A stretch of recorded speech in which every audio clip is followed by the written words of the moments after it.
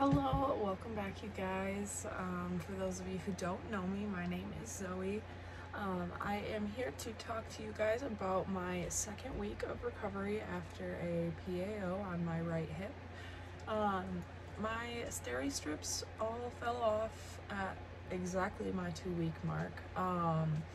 My skin was all very dry where they had been attached, so I did call my doctor and they did tell me I was able to put stuff on the surrounding skin, but just nothing on the incision yet. So I use bio oil.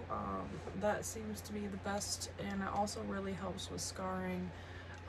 So once I was able to start putting stuff on my incision, I'm also putting that directly on my incision. But I was not allowed to do that until week 3. I am kind of going back and recording some of these right now. I did take notes throughout the experience, but I know I am a little behind with you guys, so I'm sorry about that. But the second week I was still in a lot of pain. I specifically had a lot of pain in my tailbone and like my butt cheek surrounding the hip that I had surgery on. So at that point I did start trying to lay on my side with a pillow between my knees as much as I can, just to take the pressure off of that area. And also I was sitting on a neck pillow to help that. I think that the bigger like neck pillow shaped pillows that are for babies, I think would be a better option. I think if I go around 2 on my left hip eventually, then I will invest in one of those, because I just feel like that could kind of, the hole for the area that you're trying to take the pressure off can be much larger that way.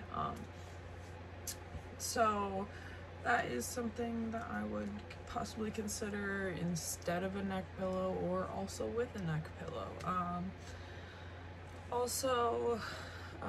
I was still having a lot of issues with nausea with my pain medication. So if you are somebody that has problems with pain medication or anything like that, if you're just somebody that has nausea issues in general, I would highly suggest talking to your doctor before you leave in the hospital about making sure that you have enough nausea medication to get yourself through the first couple weeks until you go back for your follow-up appointment, because that is going to be pretty important, that you are keeping food down, keeping your medication down, and also throwing up does not feel good with that giant incision. I can tell you that from experience. It's awful, so try to avoid that if possible.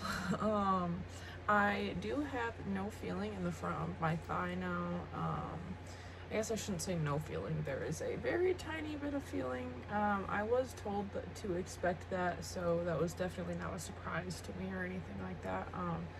But I was surprised, and so was my doctor, about how small of an area is numb. It's mostly like above my kneecap. It's not even really near my hip that is numb, which is odd, but I guess that's fine. That's normal. There was no issue in that. But that is, I guess, a little piece of information. If it's a weird part of the top part of your leg, if it's concerning you, yes, still ask your doctor, but a lot of that area, according to my doctor, is very normal for that to be numb after the fact. Also, compression socks have been a really awesome thing for me. It just kind of helps my legs not feel so useless. I have restless leg syndrome. I don't know if any of you also experience that, but that has been kind of a really annoying thing lately, and the compression socks seem to be helping with that. That is, I think, one of my biggest enemies with trying to sleep lately, is dealing with that restless leg syndrome. But besides that, second week was a lot of sleeping. I did finally leave the house during my second week. Car rides were still a little difficult. I definitely did still sleep with my ice machine every night. I still am, and I'm at 4 weeks now, but more on that later. I do suggest alternating between cold and heat. If you have a heating pad available, that's something that I didn't start doing until very recently, and I wish I would have started doing that sooner. Especially when your lower back starts hurting. You can have ice on the front and heat on the back, and then every so often just rotate them back and forth, and that is a huge blessing. So definitely go for that. One other thing I wanted to talk about in this video is supplements. I have been instructed to go on to a lot of supplements. I know I am generally a little bit nutrient deficient due to my other health issues, so that is something to take into account. However, through a lot of my own research, it seems that that's not necessarily just something for me because of those problems, that it's really good for a lot of other people. The list of supplements that I have been taking in order to get ready for this surgery and for after the fact are iron.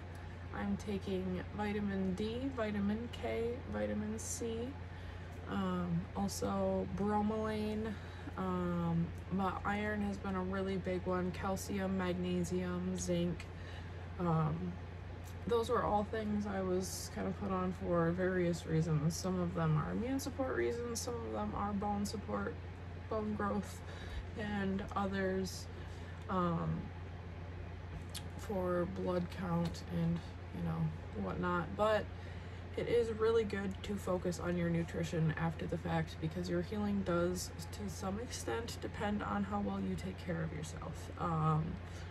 So if you sit around and eat crappy things all day, you're probably not going to heal as quickly. I know I am horrible at eating healthy, so I made sure that my little drawer of snacks next to my bed mostly consists of fruit, granola bars, things of that nature. Just healthy snacks so that I am less inclined to eat a bunch of nonsense that my body does not need right now of all times.